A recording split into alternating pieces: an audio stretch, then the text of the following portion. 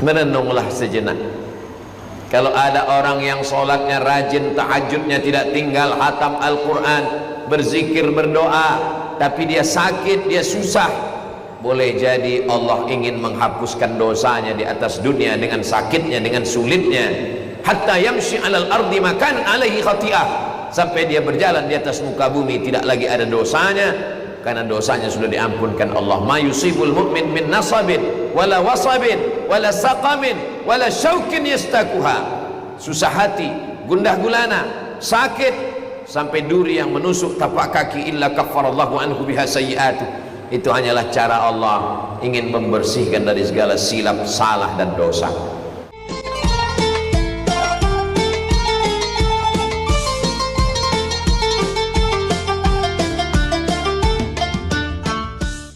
Alhamdulillah, wassalatu wassalamu ala Rasulillah Sayyidina wa maulana Muhammad ibn Abdillah wa ala alihi wa sahbihi wa man tabi'ahu wa mawala. Ashhadu an la ilaha illallah wahdahu la sharika lah wa ashhadu anna sayyidana Muhammadan abduhu wa rasuluhu la nabiyya ba'dah. Allahumma salli ala Sayyidina Muhammadin an-nabiyil ummi wa ala alihi wa sahbihi wa barik wa sallim. Qala Allah Ta'ala fil Qur'anil azim wa huwa asdaqul qailin. A'udzu billahi minasy syaithanir rajim. Ya ayyuhalladzina amanu taqullaha haqqa tuqatih wa la tamutunna illa wa antum muslimun. Wa qala ta'ala fi ayatin ukhra, Ya ayyuhalladzina amanu taqullaha wa qulu qawlan sadida yuslih lakum a'malakum wa yaghfir lakum dhunubakum wa man yuti'illaha wa rasulahu faqad faza fawzan 'azima. Ibadallah, usikum wa nafsi bi taqwallah wa ta'atihi faqad faza al-muttaqun. Hadirin jamaah Jumat yang dimuliakan Allah Subhanahu wa ta'ala, ketika Nabi Sulaiman alaihi salam bersama bala tentaranya berjalan, beliau diberikan satu mukjizat mendengar makhluk yang terkecil sekalipun, semut. Dan beliau tidak hanya sekedar mendengar, beliau paham bahasanya. Maka Nabi Sulaiman alaihissalam menahan bala tentaranya untuk berhenti sejenak, jangan berjalan. Kenapa pasukan bala tentara Nabi Sulaiman tidak berjalan? Karena Nabi Sulaiman mendengar kepala suku dari kaum semut berkata kepada masyarakatnya, Ya ayyuhan namlu dukhulu masakinakum. Wahai semut-semut, masuklah kamu ke sarang-sarang kamu di lubang tanah, karena pasukan pembala tentara Sulaiman akan lewat. Jangan sampai mereka menginjak kamu. Nabi Sulaiman alaihissalam, ayahnya Nabi Daud adalah nabi sekaligus raja segala raja. Dia salah satu nabi yang dipilih Allah Subhanahu wa ta'ala menjadi rasul, tapi tetap menganiaya makhluk Allah merupakan perbuatan yang tidak terampuni. Hanya semut yang dianggap sepele, remeh temeh. Hari ini berapa banyak orang memperlakukan binatang, makhluk serangga bernama semut bukan apa-apa dan bukan siapa-siapa. Tapi Nabi Sulaiman alaihissalam, dia tetap merasa takut kepada Allah untuk menganiaya binatang, bukan besar, bukan sebesar kambing, bukan sebesar lembu, hanya semut yang bukan apa-apa dan bukan siapa-siapa. Begitulah Allah Subhanahu wa ta'ala ingin mengajarkan kita bahwa berbuat zalim, aniaya kepada makhluk Allah tetap akan dituntut di hadapan Allah Subhanahu wa ta'ala. Di dalam kitab Ar-Risalah Al-Qushairiyah disebutkan bahwa ada orang yang ibadahnya banyak, sholatnya khusyuk, zikirnya beribu, khatam Al-Quran, takwa, takut kepada Allah, tapi ternyata hisabnya di akhirat sangat lama. Mengapa lama perhitungan amalnya di akhirat? Bukankah sholatnya sempurna? Bukankah hajinya, zikirnya, baca Qur'annya lengkap? Apa yang membuat dia lama dihisab? Ternyata ketika dia pulang dari undangan makan, tersangkut makanan di celah giginya, dia tidak sampai ke rumah, tak sabar kakinya melangkah ke pintu rumah untuk mencongkel makanan yang tersangkut itu, maka tangannya meraih ujung ranting tanaman yang tumbuh di tepi pagar rumah orang. Lalu dia ambil, dia tusukkan ke giginya untuk mengeluarkan makanan yang terselip dan tersangkut itu. Rupanya gara-gara hal yang kecil lah orang banyak terkendala mendapatkan rahmat Allah Subhanahu wa ta'ala. Kalau sekecil itu pun kita akan dihisab, dituntut. Bagaimana dengan potongan-potongan kayu? Bagaimana dengan hutan belantara? Kita akan diminta tanggung jawab di hadapan Allah Subhanahu wa ta'ala. Salat kita belum tentu sekhusyuk mereka, zikir kita belum tentu sebanyak zikir mereka, infak sedekah kita belum tentu sedahsyat sehebat wakaf dan perbuatan baik mereka. Tapi dosa kita terlalu banyak kepada orang lain. Dosa kepada Allah Subhanahu wa ta'ala. Allah Maha Ghafur, Allah Maha Rahim, Allah Maha Pengampun, Allah Maha Penerima taubat, Maha Kasih dan Sayang. Ma min muslimin yudhnibu dzamban, kalau ada orang yang khilaf, salah, berdosa, tsumma yatatahhar, mandi, bersuci, berwudu, bertayamum, tsumma yusalli rak'atain, salat sunat 2 rakaat, tsumma yastaghfirullah, dia beristighfar, minta ampun kepada Allah, illa ghafarallahu lah, Allah ampunkan dosanya. Minta ampun kepada Allah dengan sujud yang panjang.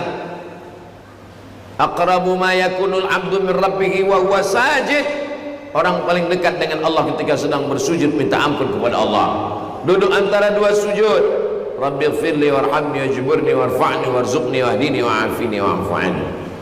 Beristighfar, man lazimal istighfar, siapa yang melazimkan memperbanyak istiqamah istighfar, ja'alallahu lahu min kulli dhiqin makhraja, segala kesempitannya diberikan jalan keluar, wa min kulli hammin faraja, segala kesusahannya diberikan kelapangan, wa razaqahu min haitsu la yahtasib, diberi rezeki dari jalan yang tidak disangka-sangka. Menangis di pintu Ka'bah belum tentu dapat menghapuskan, mengampuni dosa kepada manusia, karena dosa kepada manusia urusannya adalah dengan manusia. Berapa banyak tangkai, dahan, ranting pagar rumah orang yang sudah kita ambil, berapa banyak lisan, tangan teraniaya, hati, perasaan orang lain gara-gara kata-kata lidah yang berbisa. Kita akan diminta tanggung jawab di hadapan Allah Subhanahu wa ta'ala. Begitulah pentingnya muhasabah. Laki-laki yang sehat, baligh, berakal, dalam sepekan 7 hari 24 jam dia merenung sejenak. Apa kata Abu Darda radhiyallahu an? At-tafakkur sa'ah, bertafakkur, berpikir sesaat, khairun min qiyamil lailah, lebih baik daripada tahajud sepanjang malam. Sudah berapa banyak orang kita aniaya, sudah berapa manusia yang terzolimi, security kita, karyawan kita, driver kita, babysitter kita, asisten rumah tangga, pembantu, mereka tidak punya kuasa, mereka bergantung makan biaya sekolah anaknya, kreditnya, kos-kosannya, mereka tak berdaya. Tapi ingat, di tengah malam mungkin doa mereka lebih khusyuk, mereka bangun mengadu kepada Allah Subhanahu wa taala, ittaqu da'watal mazlum, hati-hati dengan doa orang teraniaya. La turad, doa mereka tidak tertolak. Tidak ada di antara mereka dengan Allah hijab. Perlu merenung sejenak. Kenapa begitu banyak kesulitan hambalang? Kenapa begitu banyak kesusahan? Kenapa begitu banyak suntuk fikiran? Padahal harta lengkap sempurna, keluarga sehat walafiat. Boleh jadi kita sudah menganiaya orang. Tidak ada angin, tidak ada hujan. Seorang raja tiba-tiba saja tangannya bengkak. Di dalam kitab Gharaib wa Taraib yang ditulis oleh Syekh Abu Amr Al-Misri, lalu kemudian dia berusaha berdoa, dia berobat, tapi bengkaknya tidak juga hilang. Sampai akhirnya ada hamba Allah yang dibukakan Allah hijab, disingkapkan karena suci bersih hatinya. Lalu orang soleh ini bertanya kepada raja, mungkin Tuan Raja pernah menganiaya orang? Saya tidak pernah menganiaya orang. Cobalah renung-renungkan, pikir-pikirkan sejenak. Akhirnya dia berpikir sejenak. Rupanya 2-3 hari yang lalu dia sedang duduk di depan istana. Saat sedang duduk-duduk itu dia lihat ada orang pulang memancing.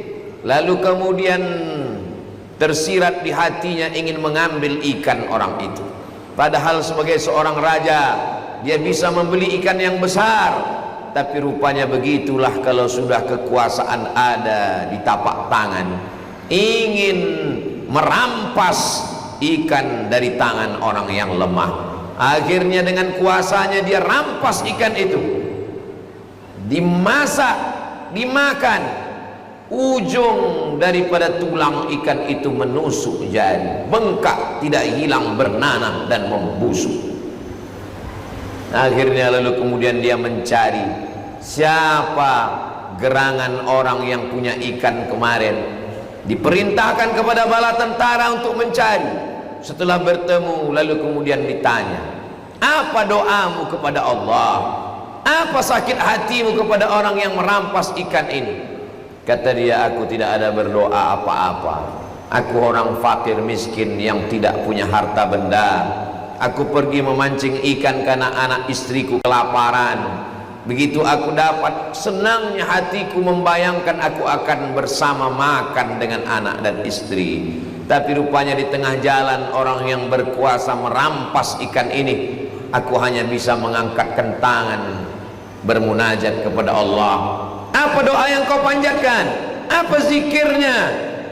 Aku hanya berkata, ya Allah, penguasa sudah menunjukkan kekuasaannya, maka tunjukkanlah kekuasaanmu ya Allah. Aku tidak meminta apa-apa kepada Allah. Sudikah engkau memberikan maaf? Aku tidak pernah merasa sakit hati. Aku hanya meminta kepada Allah supaya Allah menunjukkan kuasanya. Orang itu memaafkan, lalu penyakitnya pun segera sirna dan hilang. Allah masih sayang. Kenapa begitu banyak orang zalim aniaya badannya sehat tidak sakit? Kenapa orang yang zalim tetap sehat dengan harta dan kuasanya? Karena Allah sayang kepada raja yang taat, dibalaskan langsung di dunia. Adapun orang yang tetap sehat, segar bugar di atas dunia, padahal perbuatannya zalim dan aniaya, ingat, Allah Ta'ala tidak lupa, Allah tidak lalai. Wa wallahu bighafilin amma yaf'alu zalimun. Allah tidak lupa, tidak lalai atas perbuatan orang yang zalim. Lalu apa itu namanya? Kalau ada orang yang silap, khilaf, salah, lupa, langsung dibalas di dunia, berarti Allah masih sayang. Tapi kalau ada orang yang selalu salah, selalu silap, selalu lupa, tidak pernah sakit, tidak pernah susah hati, lancar saja urusan hidup, ingat, boleh jadi kita sedang kena istidraj, azab yang tertunda. Sanastadrijuhum, kami permainkan mereka dengan istidraj min haitsu la ya'lamun. Mereka tidak sadar, mereka tidak tahu. Wa umli lahum, aku ulur rezekinya lancar, aku ulur umurnya panjang, aku ulur kuasanya hebat. Inna kaidi matin, tipu dayaku amat sangat kuat. Merenunglah sejenak. Kalau ada orang yang sholatnya rajin, tahajudnya tidak tinggal, hatam Al-Quran, berzikir, berdoa, tapi dia sakit, dia susah, boleh jadi Allah ingin menghapuskan dosanya di atas dunia dengan sakitnya, dengan sulitnya. Hatta yamshi alal ardi makan alaihi khati'ah, sampai dia berjalan di atas muka bumi tidak lagi ada dosanya, karena dosanya sudah diampunkan Allah. Ma yusibul mu'min min nasabin wala wasabin wala saqamin wala syaukin yastakuha. Susah hati, gundah gulana, sakit, sampai duri yang menusuk tapak kaki, illa kaffarallahu anhu biha sayyi'atu. Itu hanyalah cara Allah ingin membersihkan dari segala silap, salah dan dosa. Apakah Nabi Muhammad sallallahu alaihi wasallam sayyidul awwalin wal akhirin, sayyidul kaunain was thaqalain, sayyidul anbiya wal mursalin, pemimpin segala nabi dan rasul, pemimpin seluruh umat manusia, orang pertama masuk surga, pemberi syafaat? Apakah dia lepas dari tuntutan manusia? Nabi naik ke atas mimbar pada hari Rabu di Masjid Nabawi. Nabi berkata, man kuntu jalattu lahu zahran fa hadha zahri. Siapa yang pundaknya pernah ku cambuk, siapa yang kulitnya pernah ku sakiti, siapa yang pernah ku zalimi, hadza zahri, ini pundakku, falyastaqid minhu, silakan balas. Hai sahabat, silakan balas. Kalau ada di antara kalian yang pernah ku aniaya, ku zalimi, ku sakiti karena cambukku, silakan balas. Ini pundak Muhammad sallallahu alaihi wasallam.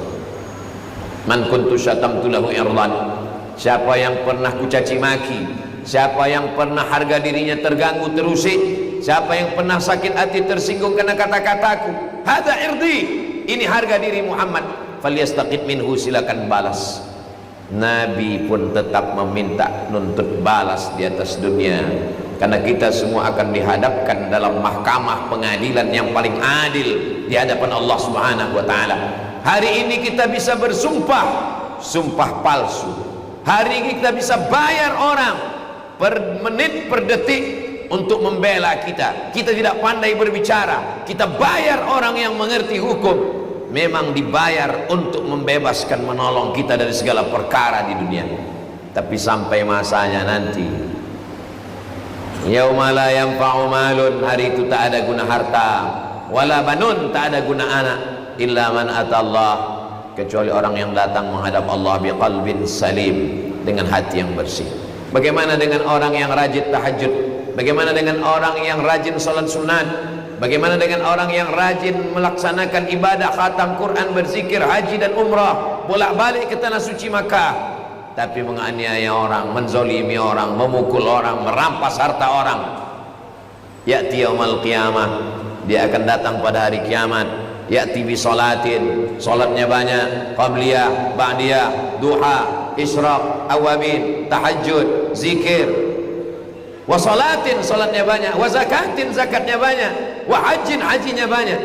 Qad syatama hadza, tapi lidahnya kasar, mencaci maki, menyumpah serapah orang.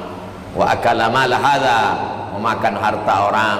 Wa qadhafa hadza, menuduh orang. Wa dharaba hadza, memukul orang. Wa safaka dama hadza, menumpahkan darah orang. Ukhidat hasanatu, diambil salatnya, diberikan kepada orang yang dia zolimi, diambil puasanya, diberikan pada orang yang dia aniaya, diambil zakatnya, diberikan pada orang yang dia pukul, diambil hajinya, diberikan pada orang yang dia makan hartanya dengan cara batil. Faniyat hasanatu, pahalanya sudah habis, walam yuqda alaih, pahala salatnya habis, pahala zakatnya habis, pahala hajinya habis, zikirnya habis, hatam Qurannya habis. Tapi ternyata yang mengantri tetangganya, masyarakatnya, rakyatnya, masih banyak yang menuntut di hadapan Allah.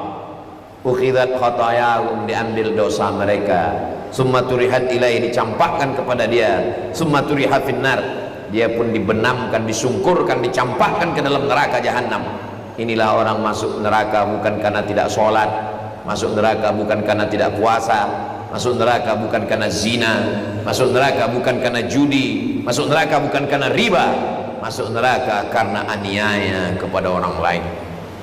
Tidak ada cara lain. Jangan tunjukkan diri karena kaya, karena hebat, karena alim, tapi lihatkanlah diri banyak dosa, ulurkanlah tangan, mintakanlah maaf sebagaimana Sayyidina wa Maulana Muhammad sallallahu alaihi wasallam. Ish ma syi'ta, silakan hidup sesuka hati. Hidup sombong karena kaya seperti Qarun, hidup angkuh karena kuasa seperti Fir'aun, hidup karena ilmu hebat, angkuh sombong penjilat seperti Haman, hidup dengan ilmu agama tapi tidak pernah mengamalkan ajaran agama seperti Bal'am. Fa innaka mayyit, sesungguhnya kau akan mati, kau akan diminta tanggung jawab di hadapan Allah Subhanahu wa taala. Barakallahu li wa lakum fil Qur'anil azim wa nafa'ani wa iyyakum bima fihi minal ayati wadh-dhikril hakim wa taqabbala minni wa minkum tilawatahu innahu huwal ghafurur rahim.